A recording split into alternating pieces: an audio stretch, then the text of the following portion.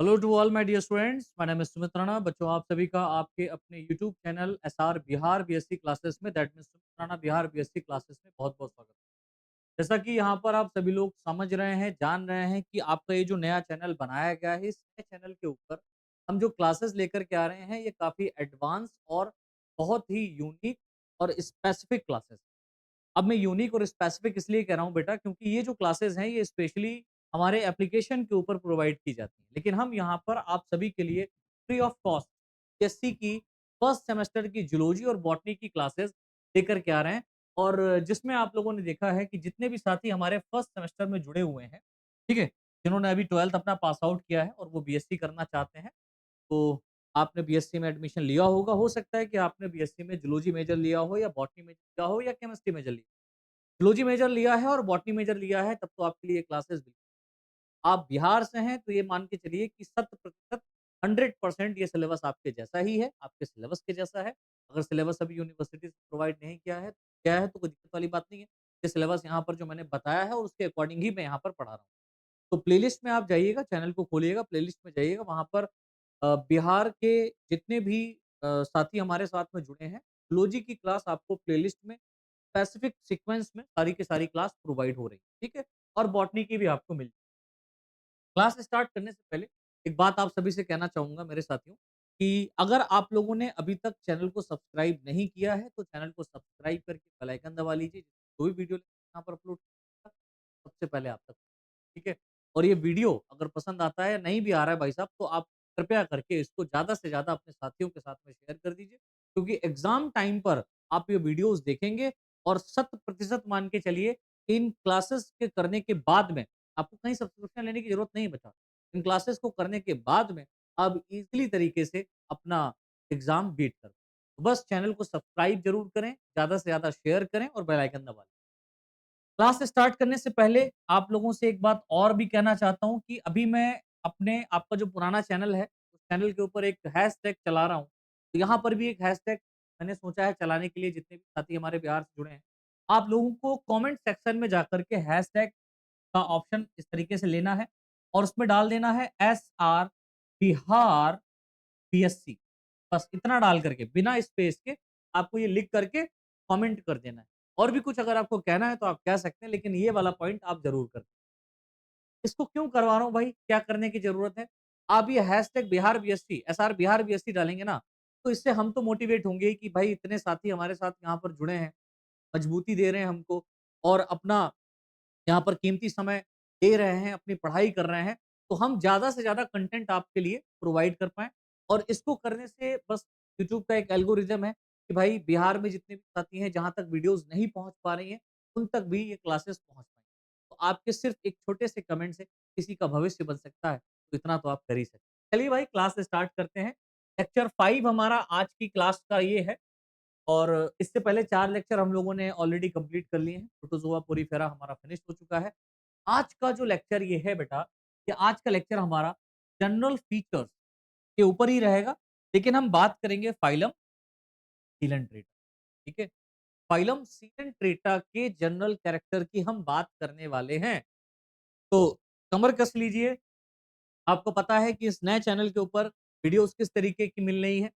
यहाँ पर जो भी मैं आप लोगों को पढ़ा रहा हूँ, अगर आप हिंदी मीडियम के बच्चे हैं, तो आपको इधर हिंदी और इंग्लिश मिक्स में क्लास मिल रही है, ठीक है? और अगर आप इंग्लिश मीडियम के बच्चे हैं और इंग्लिश में कंटेंट को लिखना चाहते हैं, एग्ज़ाम करना चाहते हैं, तो यहाँ पर इसी का ही जो हिंदी वर्ज़न है, इसी का इंग्लिश वर्ज़न यहाँ पर अपलोड कर दिया गया। और ये आपको कहाँ पर मिलेगा? या तो आप स्क्रीनशॉट ले लीजिए, नहीं तो आप हमारे साथ टेलीग्राम ग्रुप पे जुड़ सकते हैं। तो अभी तक अगर आप लोगों ने टेलीग्राम में अपनी उपस्थिति नहीं दर्ज कराई है, तो टेलीग्राम पे जाइए, सर्च कीजिए सुमित राणा, लिखे दे रहा हूँ पूरा, सुमित राणा बीएससी क्लासेस। जैसे ही आप ये सर्च करेंगे सुमित राणा बीएससी क्लासेस, एक चैनल आपके सामने आएगा, उस चैनल को खोल लेना है और उसमें जुड़ जाना है। आपको बस थोड़ा-सा मेहनत करनी पड़ेगी कि वीडियो को जो वहाँ पर मैसेजेस आए हैं, उनको थोड़ा-सा नीचे स्क्रॉल करके देखिएगा। जितनी भी क्लासेस यहाँ पर ली जा रही हैं, बिहार की सभी क्लासेस के साथ में ही ये पीडीएफ फाइल आपको फ्री में अपलोड मिल रही है। तो अपने नोट्स बनाते समय आप इसका प्रयोग कर सकते हैं और साथ के साथ नोट्स आप बना रहे हैं तो बहुत ही अच्छा। ठीक है? चलिए भाई, स्टार्ट करते हैं आज की अपनी क्लास। और आज की क्लास में हम पढ़ने वाले हैं फाइलम सीलेंट्रेटा के बारे में। ठीक है बच्चों? तो फाइलम सीलेंट्रेटा क्या है ना? फाइलम सीलेंट्रेटा क्यों बनाया गया? कोरीफेरा में ही क्यों नहीं रखा गया? तो इवोल्यूशनरी बायोलॉजी के अंतर्गत जैसे कि जब आप सेकंड सेमेस्टर में आएँगे, तो सेकंड सेमेस्टर तो सॉरी थर्ड सेमेस्टर में आएँगे, तो थर्ड सेमेस्टर में आपको वहाँ पर कंप्लीट फॉर्म में मैं क्लासिफिकेशन सिस्टम पढ़ाऊँगा, ठीक है? बॉटनी में। तो बॉटनी में जब आप क्लासिफिकेशन सिस्टम पढ़ेंगे, अभी मैं पढ़ा भी रहा हूँ, तो आप लोग वहाँ पर जाकर के देख सकते हैं। नॉलेजेबल वीडियोज़ रहती हैं, ऐसा नहीं है कि आप क्लासिफिकेशन का देख लीजिएगा। तो ये जो मैं बात बताने वाला हूँ, इसको समझने के लिए कि इवोल्यूशनरी जो प्रोसेस हुआ है, यो इवोल्यूशन हुआ है, वो लहजे पर हुआ है, किस तरीके से हुआ है, ठीक है? किस फॉर्म में हुआ है, उन फॉर्म्स को मॉर्फोलॉजिकल स्ट्रक्चर के लेवल पर, जेनेटिकल लेवल पर और उनके इंटरनल स्ट्रक्चर लेवल पर मिला करके हमने क्लासिफिक डेवलप तो उसी के आधार पर यहाँ पर जितने भी ऑर्गेनिज़म्स हैं, उनको कई क्लासेस, कई फाइलम, कई किंगडम में इंक्लूड किया गया है। ठीक है? तो फिलहाल तो यहाँ पर हम लोग फाइलम डिस्कस कर रहे हैं और ये किंगडम एनिमेलिया का तीसरा सदस्य है, या चौथा आप कहें सदस्य है, जिसमें हमको कुछ इम्पोर्टेंट ऑर्गेनिज़्म के बारे में पढ़ना है और उस ऑर्गेनिज़म्स को भी हम डिस्कस करेंगे। ठीक है? पहले हम लोग जनरल फीचर्स और क्लासिफिकेशन डिस्कस कर लेते हैं, फिर जो उसका ऑर्गेनिज़्म रहेगा उसको भी हम डिस्कस करेंगे। ठीक है बेटा? चलो भाई तो यहाँ पर देखिए पहला पॉइंट बच्चों लिखा हुआ है, सबसे पहले फाइलम सीलेंट्रेटा नाम ल्यूकार्ट ने प्रपोज़ किया था। बहुत-बहुत इम्पोर्टेंट क्वेश्चन है, जिन बच्चों को यहाँ पर अपनी एलटी की प्रिपरेशन कर रहे हैं या पीजीटी की प्रिपरेशन कर रहे हैं या टीजीटी की प्रिपरेशन कर रहे हैं, ठीक है? या नेट की अपनी प्रिपरेशन कर रहे हैं या नीट की प्रिपरेशन कर रहे हैं साथ के साथ में, ठीक है भाई? तो उन सभी के लिए ये स्पेसिफिक क्लासेस है। क्योंकि यहाँ पर जो भी पॉइंट्स या जो भी पढ़ा रहा हूँ, वो सब बहुत इम्पोर्टेंट है ऑब्जेक्टिव पॉइंट ऑफ व्यू से, ठीक है? तो सबसे पहला पॉइंट तो आपको यही पता होना चाहिए कि फाइलम सीलेंट्रेटा नाम किसने दिया? तो फाइलम सीलेंट्रेटा नाम दिया है ल्यूकार्ट ने। किसने दिया है बेटा? ल्यूकार्ट ने। याद रखोगे? चलिए जी। सेकंड पॉइंट देखिए अच्छा इसका इंग्लिश वर्ज़न भी यहाँ पर है, the name phylum Coelenterata was first proposed by Leuckart. ना? तो इंग्लिश वाले बच्चों को अब दिक्कत तो नहीं है ना? सर इंग्लिश में प्रोवाइड कीजिए, तो इंग्लिश में भी आपको नोट्स मिल रहा है। बस कहाँ मिलेगा? आपको अपने टेलीग्राम ग्रुप पे। अच्छा जो पुराना वाला हमारा चैनल है वहाँ पर कुछ ये वीडियोज़ ऑलरेडी पड़ी हुई हैं। लेकिन ये इंग्लिश वर्ज़न में यहाँ पर मैंने नहीं पढ़ा है, इसमें कुछ एडवांस फॉर्म भी मैं लेकर के आ रहा हूँ। डिटेल में पढ़ा रहा हूँ पूरा बच्चों। तो थोड़ा-सा बस मैं आप लोगों से यही गुज़ारिश करूँगा कि आप लोग चैनल को सब्सक्राइब ज़रूर करें, सपोर्ट करें आप अपने बिहार से। जितना ज़्यादा सपोर्ट हमको बिहार से मिलेगा, उतना ज़्यादा हम कंटेंट लेकर के आएँगे आप लोगों को। तो चलिए आगे बढ़ते हैं। सेकंड पॉइंट देखिए लिखा हुआ है इस फाइलम को सीलेंट्रेटा इसलिए कहा जाता है। भाई फाइलम सीलेंट्रेटा क्यों कहा जाता है? क्योंकि इस फाइलम में पाए जाने वाले जो ऑर्गेनिज़म्स हैं, उनके अंदर एक खोखली गुहा, एक हॉलो कैविटी पाई जाती है, जिसे सीलेंट्रॉन या खोखली आंत हॉलो इंटेस्टाइन कहते हैं। इसे क्या कहते हैं? सीलेंट्रॉन कैविटी कहते हैं। तो आप यहाँ पर देखेंगे कुछ ऑर्गेनिज़्म इस तरीके से मिलेगा और इसके बॉडी के अंदर इसके बॉडी के ऊपर बहुत सारे पोर्स भी कोरीफेरा के तरीके से आपको देखने को लेकिन स्पेसिफिक बात क्या है कि इसके बॉडी के अंदर क्या मिल रहा है बेटा? एक खोखली गुहा मिल रही है। आपको क्या मिल रही है बेटा? एक खोखली गुहा मिल रही है जिसको हम लोग सीलेंट्रॉन कैविटी कह रहे हैं। ठीक है? और इस सीलेंट्रॉन कैविटी के पाए जाने के कारण तो हमने क्या नाम दिया? सीलेंट्रेटा नाम दिया। ठीक है? नेक्स्ट पॉइंट देखिए लिखा हुआ है इस फाइलम का न्यू नेम जो नया नाम का प्रपोज किया गया है। अब फाइलम सीलेंट्रेटा तो उसको नहीं कहा जाता है। आपने देखा होगा अपने सिलेबस में भी निडेरिया लिखा है ना? फाइलम निडेरिया, तो निडेरिया कहा गया। फाइलम सीलेंट्रेटा का नया नाम क्या है बेटा? निडेरिया रखा गया है। तो कन्फ्यूज़न नहीं लेना है। फाइलम सीलेंट्रेटा को ही मैं यहाँ पर लिखे दे रहा हूँ। क्या कहते हैं बेटा? निडेरिया के नाम से जाना जाता है। ठीक है? फाइलम सीलेंट्रेटा को ही हम लोग निडेरिया के नाम से जानते हैं। क्लियर हुआ यहाँ तक? चलो जी। नेक्स्ट पॉइंट देखिए लिखा हुआ है निडेरिया नेम हैशटैग द्वारा किया गया था। अब सीलेंट्रेटा नाम दिया गया ल्यूकार्ट के द्वारा और निडेरिया नेम किसके द्वारा दिया गया बेटा? तो दूसरा ऑब्जेक्टिव क्वेश्चन आपके लिए सबसे बेहतर यहाँ पर और इम्पोर्टेंट है कि भाई हैशटैग साहब ने निडेरिया नाम दिया। अब निडेरिया नाम क्यों पड़ा? है ना? तो ये भी हम समझ लेते हैं भाई। इस फाइलम को निडेरिया इसलिए कहा जाता है क्योंकि इस फाइलम के सदस्यों में एक स्पेशल टाइप की सेल, बहुत बहुत विशेष बात है, एक स्पेसिफिक कोशिका पाई जाती है जिसे नीडोब्लास्ट सेल, हिंदी में कहते हैं बेटा दंश कोशिका, नाम सुना होगा सभी ने। तो दंश कोशिका कहते हैं। यह कोशिकाएं केवल इसी फाइलम के सदस्यों में पाई जाती है। इसी और ये भी बात याद रखिएगा, फाइलम सीनेंट्रेटा या फाइलम निडेरिया के अंदर ही केवल नीडोब्लास्ट सेल्स प्रेजेंट होती हैं। इसके अलावा किसी और फाइलम में आपको नीडोब्लास्ट सेल देखने को नहीं मिलती है। तो ये बात आप याद रखेंगे। चलो आगे बढ़ते हैं बच्चों। हम बात करते हैं, ये तो इंपॉर्टेंट पॉइंट था ना भाई, कुछ विशेष बातें थी फाइलम सिलेंट्रेटा निडेरिया की जो आपको पता होनी चाहिए। अब जनरल फीचर्स हमको देखने हैं, तो हेडिंग डालिएगा general character of phylum Coelenterata या general feature of phylum Coelenterata. ठीक है, तो फाइलम सिलेंट्रेटा या फाइलम निडेरिया का जो जनरल कैरेक्टर है, सामान्य लक्षण है, उसको समझ, तो हिंदी में डाल सकते हैं सामान्य लक्षण। ठीक है, सामान्य लक्षण किसके बेटा हमको देखने हैं, फाइलम सिलेंट्रेट्स के या फाइलम निडेरिया के। ठीक है, इसका इंग्लिश वर्जन भी आपको यहाँ पर मिल रहा है, तो फायदा उठाइए, जितना उठा सकते हैं लाभ लीजिए, हम प्रोवाइड कर रहे हैं। ठीक है, बस आपसे बस इतनी गुजारिश है और आपसे इतना मुझे मोटिवेशन चाहिए कि चैनल को सब्सक्राइब करके इसको बहुत जल्दी से जल्दी 1 लाख तक पहुंचाइए भाई। चलो पहला पॉइंट देखिए, यहाँ पर लिखा हुआ है ये ऑर्गेनिज्म कार्निवोरस दैट मीन्स मांसाहारी होते हैं, इस बात को याद रखिए। जितने भी ऑर्गेनिजम्स यहाँ पर होते हैं, ये सारे के सारे कैसे होते हैं बेटा, मांसाहारी होते हैं, कार्निवोर्स होते हैं। पहली बात आपको याद रखनी है। दूसरी बात क्या है, इस फाइलम के ऑर्गेनिजम्स कैसे होते हैं बेटा, सोलिटरी। सोलिटरी बोले तो एकल, अकेले रहने वाले। क्या कुछ ऐसे भी सदस्य होते हैं जो कॉलोनियल बोले तो निवही, कॉलोनी बना करके रहते हैं या कॉलोनियल फॉर्म में पाए जाते हैं। ठीक है, नेक्स्ट पॉइंट देखिए लिखा हुआ है, ये ऑर्गेनिज्म या तो स्थानबद्ध बोले तो सेसाइल, स्थानबद्ध कहने का मतलब एक स्थान पर ही पाया जाएगा, यहाँ से हिलेगा डुलेगा नहीं, वहीं प्रेजेंट स्थानबद्ध। या तो मुक्त प्लावी बोले तो फ्री स्विमिंग, या तो स्वतंत्र रूप से तैरते रहते हैं, या तो किसी एक सबस्ट्रेटम से अटैच होकर के वहीं पर बने रहते हैं और अपनी कॉलोनी बनाते हैं। ठीक है, तो ये बहुत इंपॉर्टेंट है फाइलम। दिन के समय में तो भाई कुछ ऐसा आपको देखने को मिलेगा इनके अंदर, समुद्र के अंदर स्पेशली ये मिलते हैं, तो दिन के समय में आपको कुछ ऐसा देखने को मिलेगा इनके अंदर कि भाई ये बहुत ही शांत प्रभाव के हैं और इनमें एल्गी प्रेजेंट होता है, जिसके कारण एल्गी क्या करते हैं, अपना भोजन बना लेते हैं प्रकाश संश्लेषण की क्रिया करके और इनको भी फूड मिल जाता है। लेकिन जैसे ही रात आती है तो भूख लगती है और ये क्या हो जाते हैं बेटा, कार्निवोरस, तुरंत खतरनाक हो जाते हैं और ये छोटे-छोटे लार्वा को, छोटे-छोटे जो ऑर्गेनिज्म को खाना शुरू कर देते हैं। तो रात में ये हैवान हो जाते हैं और दिन में ये संत महात्मा हो जाते हैं, इस बात को याद रखना। कौन? Phylum coelenterate. ठीक है?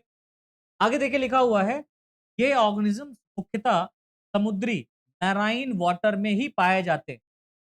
मुख्य रूप से मोस्ट ऑफ केसेस में आप देखेंगे अधिकतर जो सदस्य होंगे वो मैराइन वाटर में ही पाए जाते हैं।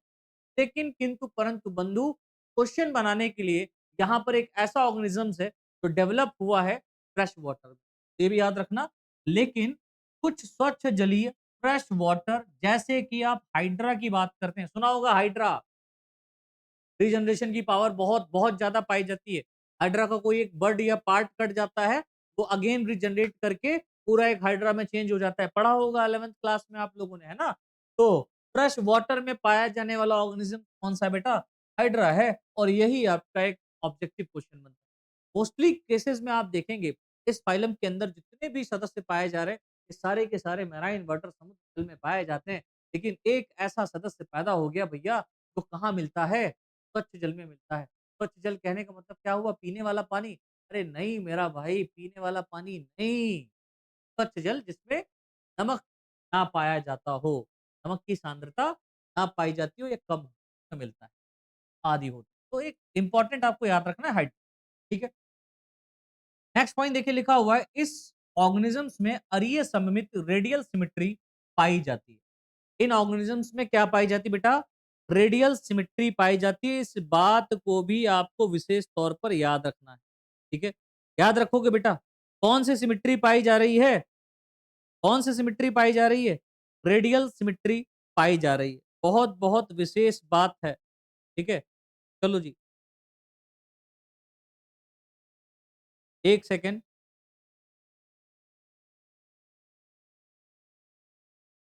नेक्स्ट पॉइंट देखिए लिखा हुआ है, इन ऑर्गेनिजम्स में उत्तक प्रकार का शरीर संगठन, tissue grade level of body organisation पाया जाता है। तो ये बहुत इंपॉर्टेंट पॉइंट है। क्वेश्चन आता है कि किस फाइलम में उत्तक प्रकार का शारीरिक संगठन पाया जाता है? तो आप कहेंगे सर इसमें फाइलम निडेरिया में या फाइलम सीलेंट्रेटा के अंदर, ठीक है? फाइलम सीलेंट्रेटा में या फाइलम निडेरिया में। और ये ऑल ऑर्गेनिजम्स कैसे होते हैं बेटा? मल्टी सेलुलर बोले तो बहुकोशिकीय होते हैं। ऑल ऑर्गेनिजम्स कैसे होते हैं? मल्टी सेलुलर होते हैं, बहुकोशिकीय होते हैं। तो इस बात को भी आप याद रखेंगे।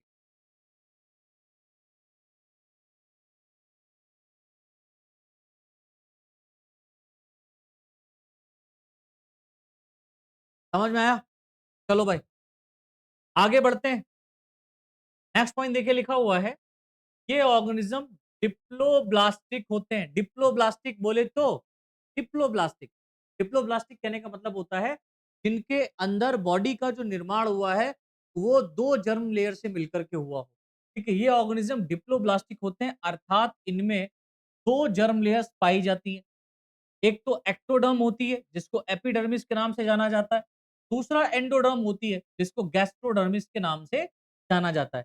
एक बहुत-बहुत विशेष बात यहाँ पर आपको नोट पॉइंट के रूप में लिख लेनी है कि इन दोनों जर्म लेयर के बीच एक जिलेटिनस मीज़ोग्लिया भी पाई जाती है।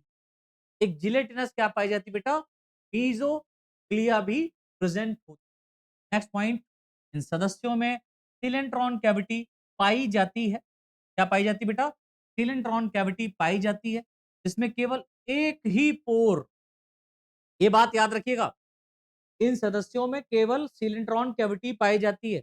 इन सदस्यों में सिलेंट्रॉन कैविटी पाई जाती है, जिसमें केवल एक छिद्र मतलब एक पोर, माउथ बोले तो मुख के रूप में पाया जाता है तथा एनस एब्सेंट होता है।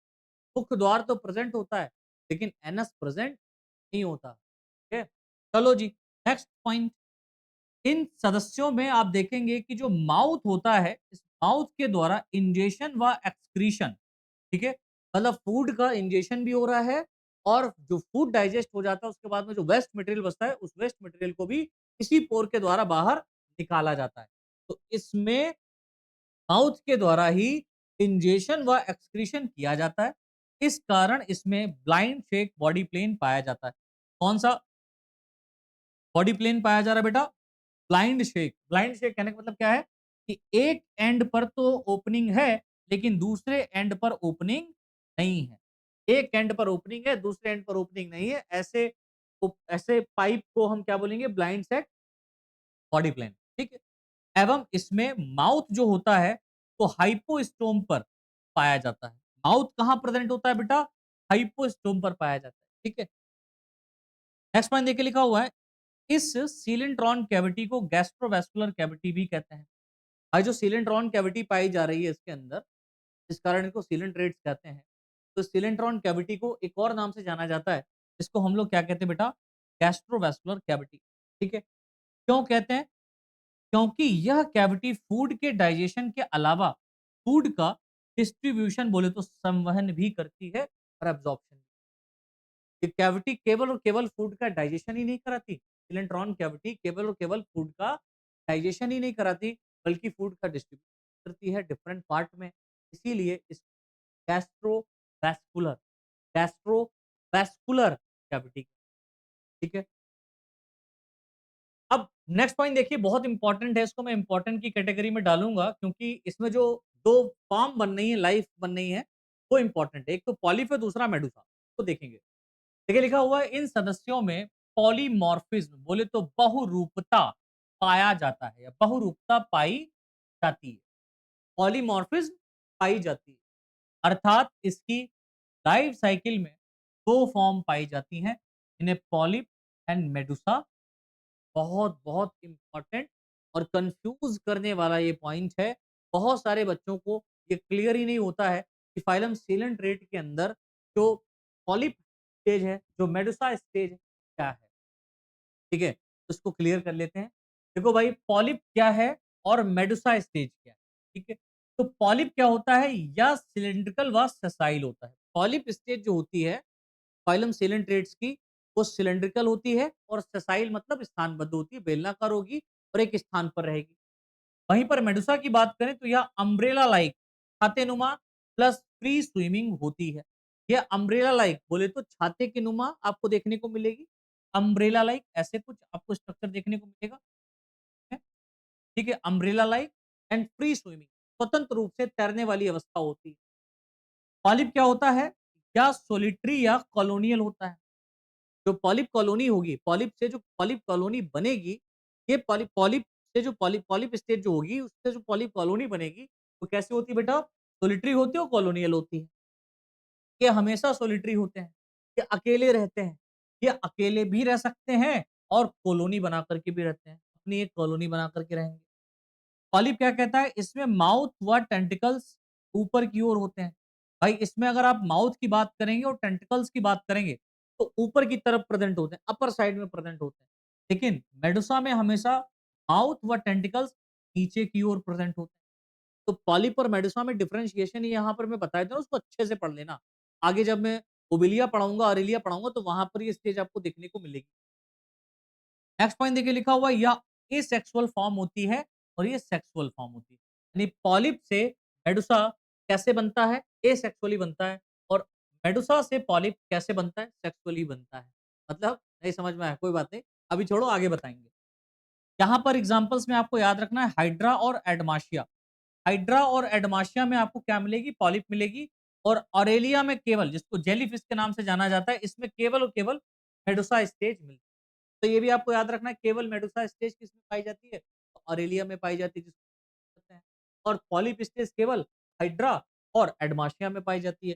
सर क्या ये दोनों स्टेज किसी एक ऑर्गेनिज्म में पाई जा सकती है? अरे बिल्कुल अच्छी बात आपने कही, पाई जाती है। नहीं कही तो कह लो भाई, क्या पॉलिप और मेडुसा स्टेज दोनों एक साथ किसी ऑर्गेनिज्म में मिलता है? हाँ भैया मिलता है। याद कर लेना नोट पॉइंट लिखा है। कुछ ऐसे भी जंतु होते हैं, ऑर्गेनिज्म होते हैं या सिलेंट्रेट्स होते हैं सॉरी जिसमें पॉलिप व मेडुसा दोनों फॉर्म्स पाए जाते हैं। पॉलिप और मेडुसा दोनों फॉर्म्स पाए जाते हैं अर्थात पॉलिप व मेडुसा अल्टरनेशन ऑफ जनरेशन इसको हिंदी में क्या कहते हैं बच्चों? कि एकांतरण। याद आ रहा है अल्टरनेशन ऑफ जनरेशन? एक पीढ़ी के बाद में दूसरी पीढ़ी का आना, दूसरी पीढ़ी के बाद में पहली पीढ़ी का आना, पहली पीढ़ी के बाद में फिर दूसरी पीढ़ी का आना। That is known as alternation of generation. तो क्या करता है बेटा? प्रकट करता है। इसे मेटाजेनेसिस कहते हैं और ये जो प्रोसेस होता है बेटा इसको क्या कहते हैं? मेटाजेनेसिस कहते हैं। अर्थात एसेक्सुअल रिप्रोडक्शन द्वारा पॉलिप से मेडुसा बनती है और सेक्सुअल रिप्रोडक्शन द्वारा मेडुसा से पॉलिप बनती है। याद रखिएगा पॉलिप से जो मेडुसा बनता है, पॉलिप से जब मेडुसा बनेगा तो कैसे बनेगा बेटा? एसेक्सुअली बनेगा, एसेक्सुअली बनेगा और मेडुसा से जब पॉलिप बनेगा, जब मेडुसा से पॉलिप बनेगा तो ये सेक्सुअली बनेगा।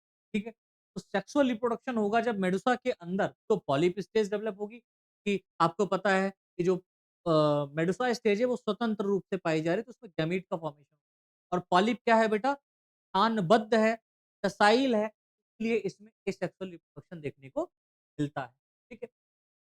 पूरे एनिमल किंगडम में केवल सीलेंट्रेटा फाइलम के मेंबर्स में दंश कोशिकाएं नीडोब्लास्ट सेल्स पाई जाती हैं। पूरे के पूरे एनिमल किंगडम में आप देख लो कहीं दूसरे फाइलम में या कहीं दूसरे एनिमल्स में आपको दंश कोशिकाएं नहीं मिलेंगी। केवल और केवल आपको फाइलम सीलेंट्रेटा के अंदर देखने को इनमें निमेटोसाइट सेल्स पाई जाती है। कौन सी सेल्स पाई जाती है बेटा? निमेटोसाइट सेल्स पाई जाती है। ये नीडोब्लास्ट सेल्स शिकार को पकड़ने में, बॉडी को प्रोटेक्शन देने में और बॉडी को आधार से चिपकाने में सहायता करती है। तो भाई नीडोब्लास्ट सेल का काम क्या हो गया? नीडोब्लास्ट सेल का काम हो गया कि जो ऑर्गेनिज्म यहाँ पर पाया जा रहा है, इस ऑर्गेनिज्म को क्या देता है बेटा? इस ऑर्गेनिज्म को ये प्रोटेक्शन देता है और अपने शिकार को कैप्चर करने में, पकड़ने में सहायता करता है और बॉडी को किसी आधार से चिपकाने में भी सहायता करता है। ठीक है? आगे बढ़ते हैं। नेक्स्ट पॉइंट लिखा हुआ है इन सदस्यों में डाइजेशन एक्स्ट्रासेलुलर व इंट्रासेलुलर दोनों प्रकार का हो सकता है। तो ये ज़रूरी नहीं कि डाइजेशन केवल और केवल इंट्रासेल्युलर हो या एक्स्ट्रासेल्युलर हो। यहाँ पर दोनों टाइप का डाइजेशन आपको देखने को मिल रहा है, ठीक है? दोनों टाइप का डाइजेशन आपको देखने को मिल रहा।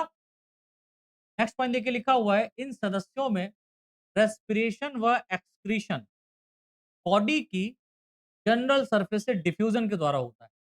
भाई इन सदस्यों के अंदर अगर आप रेस्पिरेशन और एक्सक्रीशन की बात करेंगे तो उसके लिए कोई विशेष यहाँ पर पोर नहीं, हाँ माउथ काम करता है एक्सक्रीशन के लिए, रेस्पिरेशन के लिए नहीं। लेकिन ये एक्सक्रीशन और रेस्पिरेशन, रेस्पिरेशन के साथ साथ कुछ पार्ट ऑफ एक्सक्रीशन भी क्या होता है, जनरल सरफेस से होता है, बॉडी की जनरल सरफेस से होता है। ये जो बॉडी की स्किन पाई जा रही है, इंटीग्यूमेंट पाया जा रहा है, इसी से ही क्या होता है, यहाँ पर रेस्पिरेशन को भी किया जाता है और एक्सक्रीशन किया जाता है, diffusion process, bye diffusion. Next point देखिए लिखा हुआ है, इन सदस्यों में सर्कुलेटरी सिस्टम एब्सेंट होता है। भाई इन सदस्यों के अंदर सर्कुलेटरी सिस्टम नहीं पाया जाता। इन सदस्यों में नर्वस सिस्टम डिफ्यूज टाइप का यानी कि विसरित प्रकार का, डिफ्यूज बोले तो विसरित प्रकार का पाया जाता है। अर्थात इसमें नर्व नेट, तो हिंदी में कहते हैं तंत्रिका जाल, पाई जाती है एवं सीलन ट्रेट्स में ही सबसे पहले नर्वस सिस्टम का डेवलपमेंट हुआ था। ये बात भी आपको याद रखना है, ऑब्जेक्टिव क्वेश्चन के लिए बहुत इंपॉर्टेंट है। क्वेश्चन आता है कि सबसे पहले बताइए भैया नर्वस सिस्टम किस फाइलम में डेवलपमेंट हुआ, ये डेवलप हुआ, तो आप कहेंगे सर फाइलम सीलेंट्रेटा के सदस्यों में सबसे पहले नर्वस सिस्टम डेवलप। क्लियर? चलो जी। नेक्स्ट पॉइंट, इन सदस्यों में एसेक्सुअल रिप्रोडक्शन बडिंग तथा सेक्सुअल रिप्रोडक्शन गैमीट्स के द्वारा होता है। एसेक्सुअल रिप्रोडक्शन किसके द्वारा होता है, बडिंग प्रोसेस के द्वारा होता है। और सेक्सुअल रिप्रोडक्शन किसके द्वारा होता है, सेक्सुअल रिप्रोडक्शन गैमीट के बनने के द्वारा। याद रख पाएंगे? नेक्स्ट पॉइंट, ये ऑर्गेनिजम्स एक लिंगी बोले तो यूनिसेक्सुअल या द्विलिंगी बोले तो बाइसेक्सुअल हो सकते हैं। या तो ये एक लिंगी यूनिसेक्सुअल हो सकते हैं या तो बाइसेक्सुअल हो सकते हैं, दोनों फॉर्म में पाए जा सकते हैं। ठीक है, चलो जी। नेक्स्ट पॉइंट कहता है कि इन सदस्यों में डेवलपमेंट इनडायरेक्ट प्रकार का होता है, अर्थात लार्वल स्टेज पाई जाती है। तो इन सदस्यों में जो डेवलपमेंट पाया जा रहा है वो कैसा पाया जा रहा है बेटा, इनडायरेक्ट प्रकार का। मतलब यहाँ पर गैमीट से जो जाइगोट बनेगा उस जाइगोट से डायरेक्ट बेबी का फॉर्मेशन नहीं होता, यहाँ पर एक लार्वल स्टेज भी पाई जाएगी। इसलिए इन सदस्यों में डेवलपमेंट इनडायरेक्ट प्रकार का होता है। ठीक है, और जो लार्वा बनेगा वो 2 प्रकार का इसमें बनता है, एक तो प्लेन्युला लार्वा बनता है, दूसरा इफायरा लार्वा बनता है। प्लेन्युला लार्वा किसमें बनता है, तो प्लेन्युला लार्वा हमेशा याद रखिएगा ओबेलिया के अंदर बनता है और इफायरा लार्वा हमेशा अरेलिया के अंदर बनता है। ये दोनों लार्वा बहुत इंपॉर्टेंट है, इसके ऊपर शॉर्ट क्वेश्चन दिखाऊंगा आगे। नेक्स्ट पॉइंट लिखा है, इन सदस्यों में रीजनरेशन की अपार क्षमता पाई जाती है। रीजनरेशन समझ रहे हो ना, रीजनरेशन कहने का मतलब हो गया कि दोबारा से पुनरुद्भवन की प्रक्रिया हम कह सकते हैं। पुनः निर्माण, बॉडी का कोई पार्ट अगर डैमेज हो जाता है तो वो रीजनरेट करके पुनः बन जाता है। ठीक है, कुछ ऑर्गेनिजम्स में कैल्शियम से बना स्केलेटन पाया जाता है, बहुत बहुत इंपॉर्टेंट है। कुछ ऐसे भी ऑर्गेनिजम्स हैं जिनमें कैल्शियम से बना हुआ स्केलेटन पाया जाता है और इस कारण कैल्शियम के कारण क्या होता है बेटा, कोरल्स का फॉर्मेशन होता है। कोरल्स कैल्शियम कार्बोनेट का बना होता है। कोरल्स क्या होती है, ये आप देखेंगे कैल्शियम कार्बोनेट की एक लेयर पाई जाती है समुद्र के अंदर। तो जहां पर कैल्शियम कार्बोनेट की बहुत बड़ी लेयर पाई जा रही है, काफी बीच में, काफी जगह में, कई किलोमीटर तक, तो आप समझ लो वहां पर सीलेंट्रेट्स पनपते हैं। ठीक है भाई, तो ये बात हो गई हमारी किसकी, फाइलम सीलेंट्रेटा के जनरल कैरेक्टर। आई होप आप लोगों को समझ में आया होगा मेरे प्यारे बच्चों। अगर समझ में आया है तो आप सभी से बस इतना ही गुजारिश और रिक्वेस्ट करूंगा कि वीडियो को लाइक करके अपने साथियों के साथ में शेयर जरूर कर दीजिए। ठीक है, शेयर करना मत भूलिएगा। जितना ज़्यादा आप शेयर करेंगे उतना ज़्यादा हम मोटिवेट होंगे।